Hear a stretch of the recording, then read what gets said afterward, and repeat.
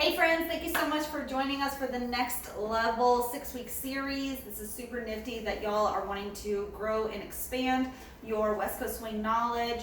A lot of you started off in the beginner lesson with me or the beginner 6-week series, which is fabulous because each week, whatever we go over in the beginner 6-week series, it's going to segue into making that much better. So it was a big, gigantic, absolutely incredible jump for y'all. If y'all can get each one of these concepts, it will drastically improve and optimize your dance. We talked about, I had a little board, so y'all can read that. If it's backwards, I'm sorry. But we went over angled stretch, torso rotation, and tonal energy, how it worked with our beginner classes. Remember that we talked about connection, timing, handholds, and our passes. We introduced passes.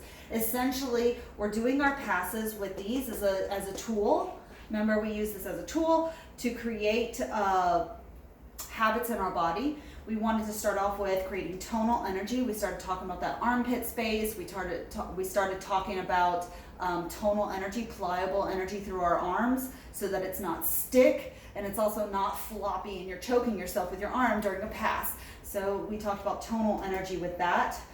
With our hand holds, making sure that we are in control of our own bodies and being just intentionally aware of our own bodies. We started talking about torso rotation because that can absolutely give you more opportunities in your dancing. That is the reason why we want to focus on being very intentional with our bodies. And then we talked about angle stretch because that ultimately is your number one stylistic option for West Coast swing, and it is an opportunity for cool things to happen when you have angled stretch. Now, what do I mean by those? So let's talk about tonal energy. If I can actually get back into the camera. So tonal energy, I know we talked about this. I'm not going to reteach everything. Tonal energy, we're normally floppy. Inhale, lengthen the spine, tailbones underneath. We set ourselves back so that we're in like the median connection over that. But we're not really connected to each other. If I were to close my eyes and he were to go do something, I wouldn't necessarily feel it, okay? Because there's no tonal energy. Everything's loosey-goosey. So we want to think about keeping armpit space and enough energy in our arm that we are aware of where our arm is. So if I were to actually do something with my sternum and with my angle, because I have tonal energy in my arm, he's able to feel it and he was able to react. And you notice the first time he was rotating his entire body with me. So that is the reason why we want tonal energy. It's not stick. It's not, oh, that is painful as heck, okay? We don't want that. That's a really good way to get the shoulder torn. We talked about having torso rotation. Torso rotation kind of led into the angled stretch because if you don't have torso rotation, then when you do a pass, do a pass for me, doing da-da-da, I can't adequately turn around to be connected with my human, okay, whoever it is I'm dancing with. I can take side steps. Sorry, I thought you were going to do that side. I can take side steps, but then I look weird because I'm taking a forward step and then lateral steps, shuffling sideways, and then a backward step. It just does not connect well to my partner in this linear and multi-dimensional dance. So we have the linear space of this dance being on a slot, then we have multi-dimensional of when you start to get to higher levels. So that's why we want to start using our rib cage and using torso rotation, but keeping our hip bones and our knees connected, because if our hip bones and our knees are going in separate directions, one, you're going to tear your knee, that's gross.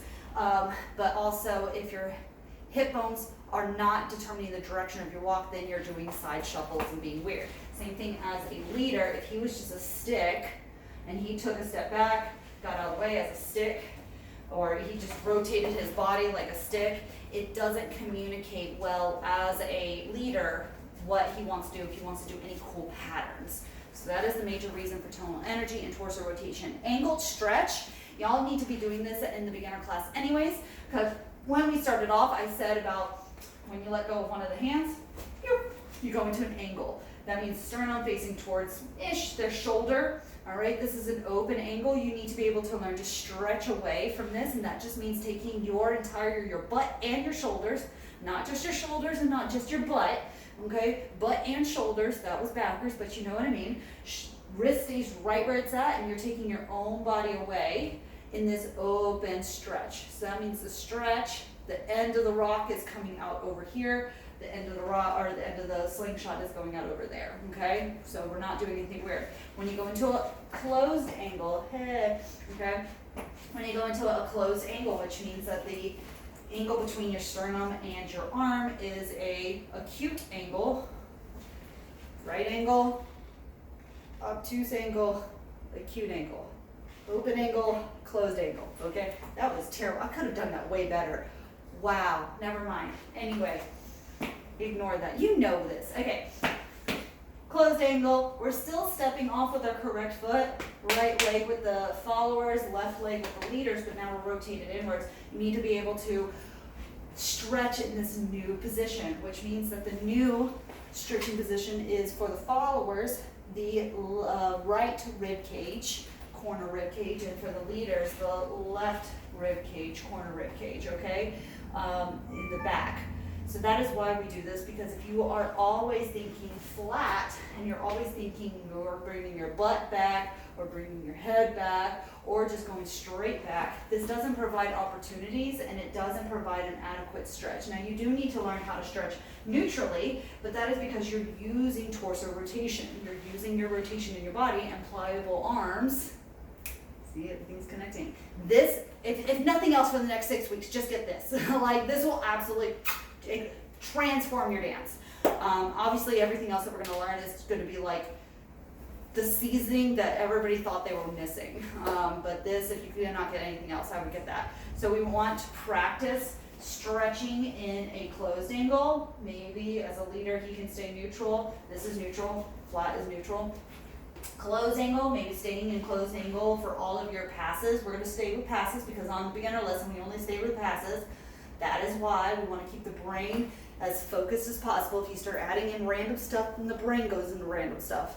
Okay, I don't know why I'm reteaching this, but because I want y'all to get it and I want you to dance with me. I want to dance with cool people and I love y'all and I know y'all can do this.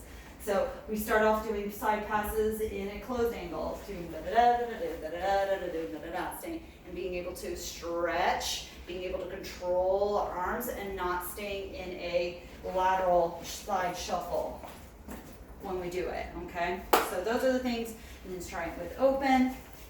If you want to go obnoxious, this is going to be obnoxious. This is called shoulder injury waiting to happen. This is where you get the cool stuff when you are intentional with your body, like that, okay? That is being very intentional with your body, but if you cannot control yourself here, and you cannot control yourself here, and you cannot control yourself here, whether you're a lead or a follow, then you cannot do cool stuff like that. You cannot go into the overextended angles or the overextended angles like this, okay? You can't do it because you're not in control of your own body, all right? Questions, comments, concerns, please let me know. Otherwise, I don't know how to answer you. Cool, hope this recap helps.